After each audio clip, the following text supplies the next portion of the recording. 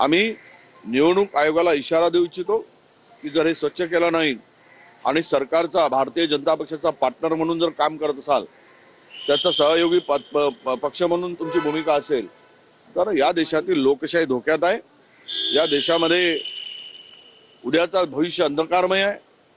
हे या ठिकाणी सांगण्यासाठी हा इशारा मोर्चा आहे आणि सरकारला आणि निवडणूक आयोगाला हा इशारा देणारा ठरेल की सावधान व्हा, जागेवर या, बेमानी करू नका आणि बेमानी कराल तर तुम्हाला धडा शिकवल्याशिवाय आम्ही राहणार नाही।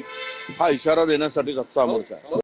ज्या प्रमाणात विधानसभेच्या निवडणुकीमध्ये मोठ्या प्रमाणात या सगळ्या महाराष्ट्राच्या जनतेने या सगळ्या महाविकास आघाडीतल्या पक्षांना कुठेतरी त्यांची जागा दाखवली। मला असं वाटतं काही सर्व्हेस जे आता आलेल्या नुकतेच जे मोठ्या प्रमाणात सर्व्हेस झाले आणि त्या सर्व्हेसच्या आधारावरच हे सगळे महाविकास आघाडीतल्या सगळ्या नेत्यांना माहीत आहे की यावेळेस महाविकास आघाडीचा उरला सुरला सुपडा साफ होणार आहे आणि म्हणून या प्रकारचं मोर्चा काढून कुठेतरी पराजित मानसिकतेतनं हा सगळा आंदोलन करतात आहे। कुठेतरी आतापासूनच ते लोकांना सांगतात आहे की आम्ही पराजित झालेलो आहे।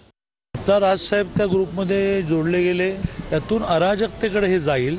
मोर्चा हा सर्वसामान्यांच्या दृष्टीने हा राजकीय स्टंट आहे की बिहारमध्ये हे यादी शुद्धीकरण केलं तर नको आहे, महाराष्ट्रात हवं आहे। 5 राज्यांमध्ये यादी शुद्धीकरण घोषित केलं तर त्यांना पोटात दुखलं। मतदार यादीमध्ये जो घोळ आहे संपूर्ण महाराष्ट्रामध्ये, तो मतदार यादीतील घोळ पहिले दुरुस्त करावा, ज्या काही चुका असतील त्या चुका दुरुस्त कराव्या आणि नंतर निवडणुका घ्याव्या, म्हणजे फेअर निवडणुका होतील।